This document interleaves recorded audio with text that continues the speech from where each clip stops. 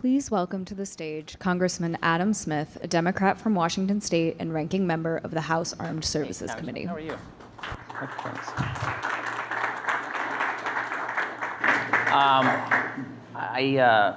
I first want to start off, the country's been through a lot over the last several years.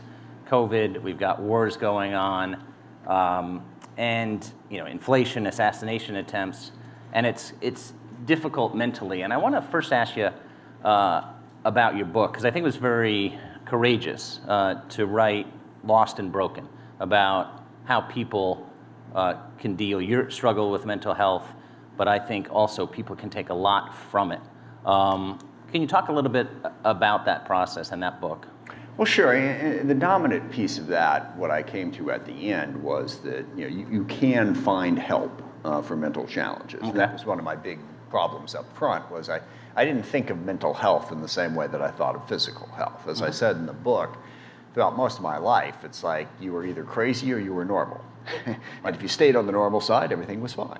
But that's not really the way mental health works. Anxiety, depression can come from a whole lot of different sources, and I learned how it works. And it took me a while. So if you are struggling with any sort of mental health challenge, it is absolutely worth it to get help, find solutions, and you can get better. You can build resilience. Something that somebody said to me very early on in my struggle was that it's not the amount of stress in your life, it's how you process it.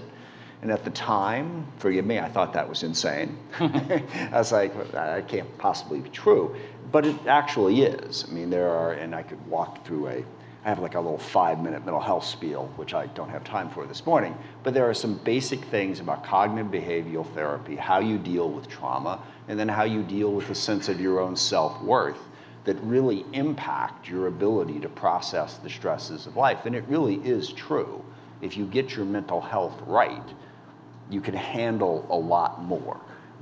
So I would just urge people to really think about their mental health in the same way they think about their physical health. You get a yearly physical, you have your well child exams when they're growing up. You go through all those things, you colonoscopy, breast exam, all these things that we know for our physical health. If you view your mental health the same way, it can really, really be very rewarding.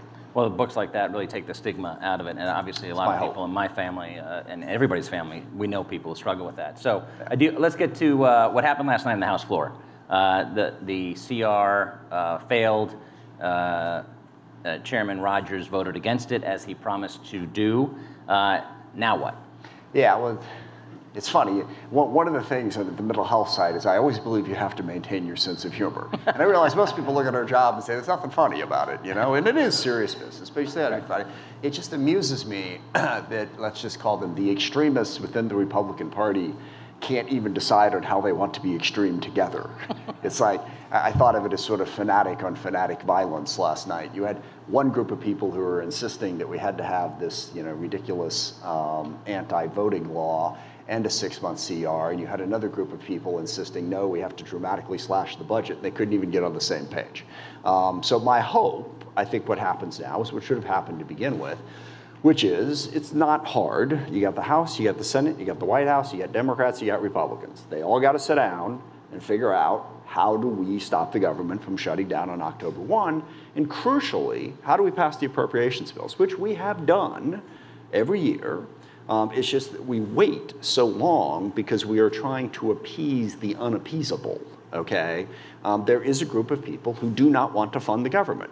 All right, they're not going to vote to fund the government, okay? So why we continually negotiate with them over and over and over again, just so they can once again say, yeah, I'm not voting for that, is a little bit hard to understand. So I hope we'll get the appropriators together. Appropriations Committee, I think, functions quite well when it is allowed to do so. Right.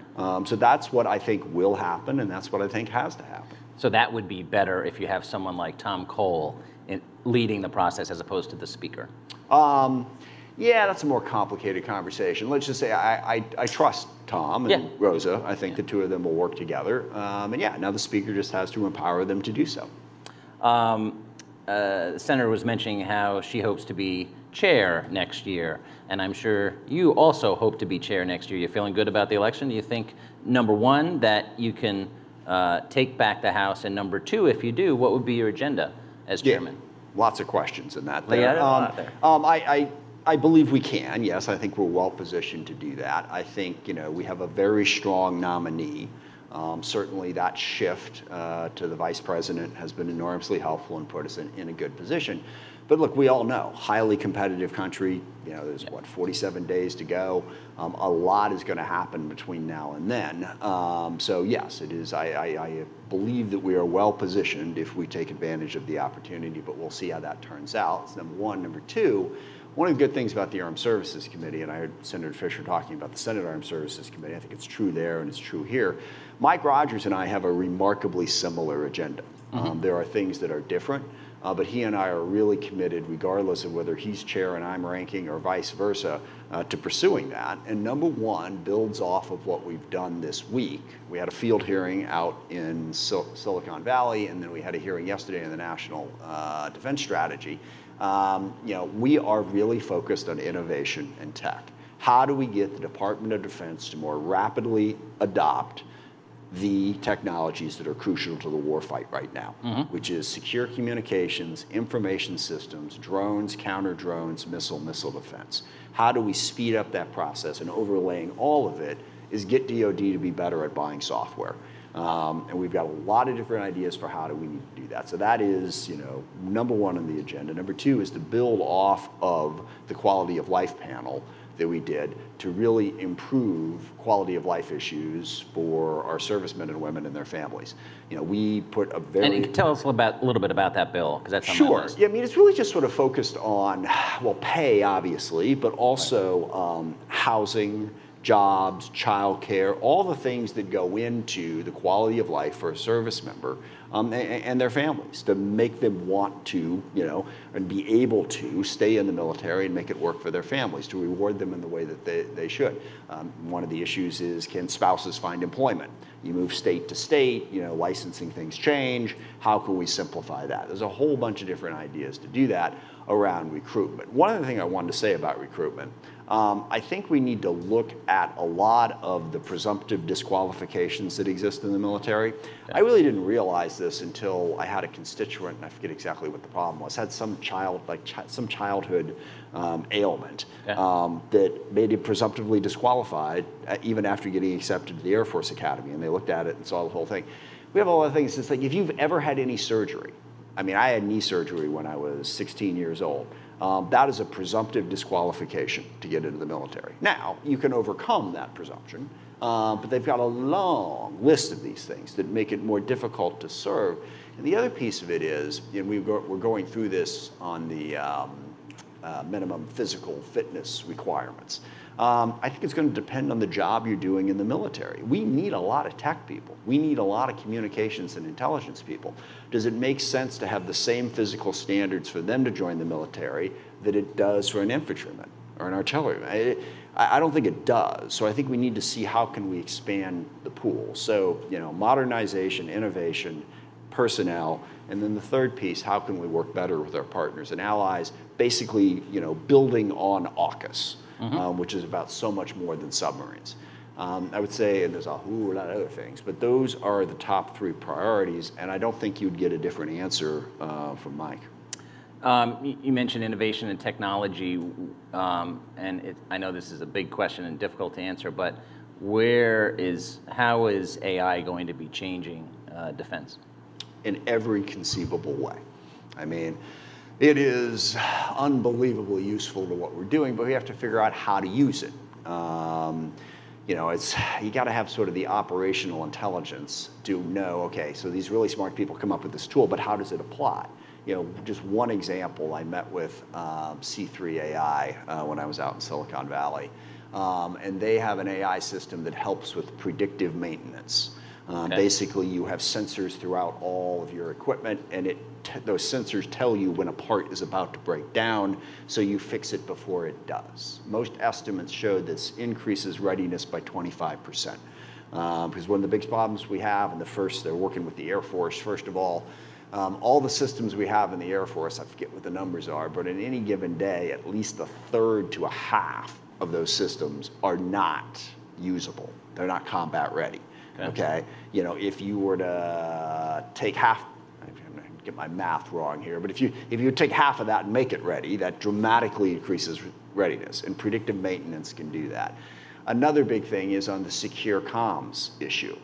Part of what happens with communications is it gets blocked, and there's a whole bunch of different satellites, a whole bunch of different ways to communicate. You know, in typical, you would have like one satellite that you're working on. But if you can set up a system where, okay, if that's blocked, you automatically move to the other systems that might be available or to terrestrial options, well, AI can help with that. It can, you know, put in and plan and say, okay, this one's down, we automatically go to this one, to this one, to this one. It can help in so many different ways. And that's why, you know, the number one biggest thing that we need is a Pentagon that is focused on adaptation and innovation and new technology and how best to use it. We need smart people to make those choices, and we need to empower them to make those choices and sort of take the overwhelmingly restrictive environment that has this long list of requirements. Right. You know, that basically you can't go to the bathroom unless you check off 1,000 different boxes, and allow people to make more independent, quicker decisions. That's how we're going to be ready to meet our national security needs. Cutting through that bureaucracy, how much progress has been made? And I mean, obviously it's an ongoing process. I think we had a long way to go. I mean, basically what we've done, two good things we've done. One, Congress, under Mac Thornberry's leadership for the most part, gave other transactional authority, and there's a number of different names and different ways to get at that other, but we have given that authority to the Pentagon. That's the good news on that one. The bad news on that one is, yes, but we haven't given them a lot of money to use that other transactional authority. Okay. If Congress allows them the freedom to do that, then they can do programs in ways that don't have to go through the normal requirements and all these other processes. But, you know, if we budgeted everything down to the last penny and given them no freedom, then they're not able to really exercise that authority to the extent that they should. Second good thing that we did under Ash Carter was DIU. And then, you know, Intel side did InQtel, basically provided R&D money for new innovative ideas. And that's good. Okay, we're doing a lot of R&D, but what we didn't provide was much in the way of procurement money. So if you're an innovative, you know, tech company and you get a DIU contract, that's great. You work on the R&D, you come up with a product, and DIU says, we love it, we want to buy it, we'll get back to you in 3 years. And that's the problem. Okay, you can't do that because you got to be able to buy it right then instead of going back and drawing up a whole bunch of requirements, you know, doing a program of record, going through all the whole process. So we have to move more quickly on procurement, and we have to, in my view, give the Pentagon greater flexibility in how they spend their money so that they can buy those new technologies more quickly. As far as how Congress, I mean, there's so many people on the Armed Services Committee and Appropriations and elsewhere say, the way we make laws in this country is crazy, and specifically on defense, when you're constantly punting, and Congress, as you know, punts a lot. Do you think that's going to change? Because it seems like it's a rerun every year. Well, I mean, it's a feature of democracy in the sense that it's more difficult because you have more people who have to agree before you can move forward. Right. I'm not that worried about that. I think we work through it fine. The one thing, and we going through it again, you know, we need to hit our appropriations targets sooner. Right. December is not great, but it's okay. March is not okay. So we have to more regularly pass the appropriations bills so that, you know, you can get into the rhythm and not be bogged down for 6 months without being able to do new programs, stuck with the old budget.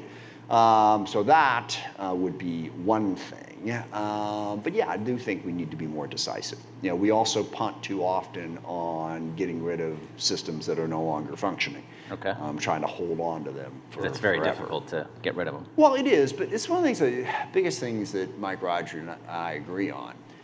You should not be on the Armed Services Committee in order to try to bring back every last dollar to your district. Okay? Now, there's a couple of former members who shall remain nameless who are rolling over in their graves at the moment at that comment. Right. But it's something that I really believe, and it's something that really gets in the way of making smart decisions. is we insist on, parochialism over what's in the best interest of the country, and that does slow down the decision-making process. I think we have to get away from that. And I tell this, I'm trying to spread this message in the hopes that members will take it to heart. The belief there is, well, you can't get reelected if you don't bring home the bacon for your district. That's really not true anymore, if it ever was true. Voters are vastly more sophisticated than they used to be. And if you're doing that, they're going to be distrustful of you because they're going to think you're wasting money. And I always use the example of the A-10. We had to save the A-10 for the better part of a decade. First, we had to save it for Ron Barber because he was, he represented that district. It was difficult, so we saved it. He lost. Then we had to save it for Martha McSally. Same thing. She lost twice. Okay? So it seems like just saving a program in your district is not actually the key to getting reelected. There are so many different other ways to do it that don't screw up the defense budget and make our country less safe.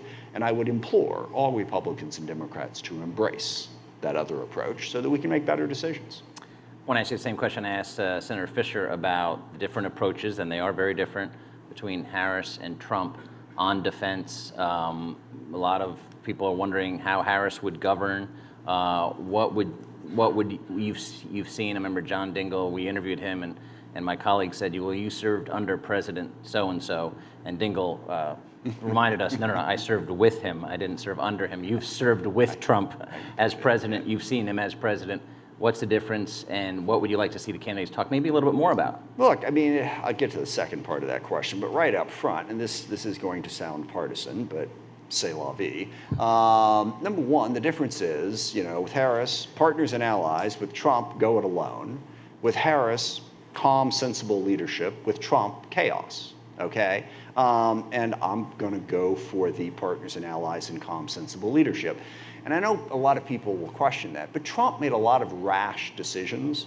And for the first 2+ years, he had Jim Mattis there to say, yeah, we're not doing that. Or just to ignore him and not do it. But one that really didn't get a lot of publication, near the end of Trump's term, like June 2020, he decided, I think Angela Merkel said something that he didn't like. So he decided that we needed to pull all of our troops out of Germany.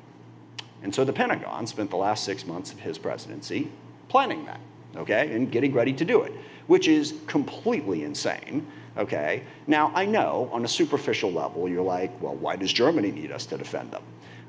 They don't, and we're not in Germany to defend Germany. Okay, we're there because we've built, over the course of 6 decades, massive training facilities and massive facilities that allow our military to function, okay?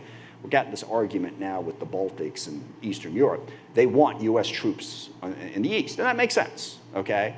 In the sense that that's closer to where the fight is. Having US troops on the border is a major deterrent to Russia, but we can't train them effectively there because the training facilities don't exist, and you cannot build a training facility like that, okay? So we were going to significantly decrease the readiness and capability of our military because Donald Trump got pissed off at Angela Merkel one day. Really? This is the way we're going to function? Okay? There's this great quote from, of all people, Jared Kushner, about Trump. When he was asked about, he seems to sort of flit around a lot. He said, well, that quote from Alice in Wonderland, when you don't know where you're going, you're always on the right path. Yeah, I kind of see that. Not the way I want our country to be run, okay? So I think that's a really important point that simply doesn't get the emphasis that it deserves. Second question about what I'd like to see different. I'd like to see in a Harris administration a commitment to the innovation reform agenda at DOD that we've been talking about here that really has, I think, stalled a little bit since Ash Carter left, frankly. Why is it stalled? Because the Pentagon's got a lot to do. Right. Okay. Yeah. And they've been focused on it. And what Secretary Austin has been really good at is building coalitions. Mm-hmm. I mean, the 54-country coalition that's helping Ukraine defend itself is a remarkable achievement. I know everybody wants to pick nits about how come this person isn't doing that, how come we didn't get this system there.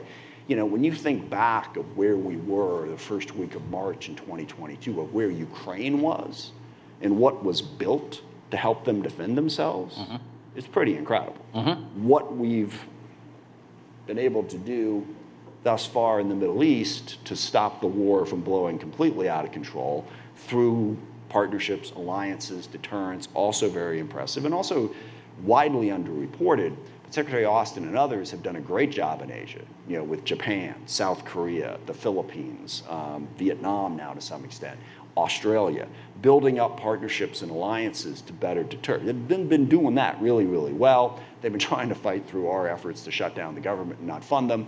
They've been busy, okay? Right. But fair. I do think that we've lost that central focus on how to change the way the Pentagon does business so it can move more quickly in buying software and new technology. Many challenges ahead. We're out of time. Please thank Congressman Smith for joining us this morning. Thank you. Thanks so much.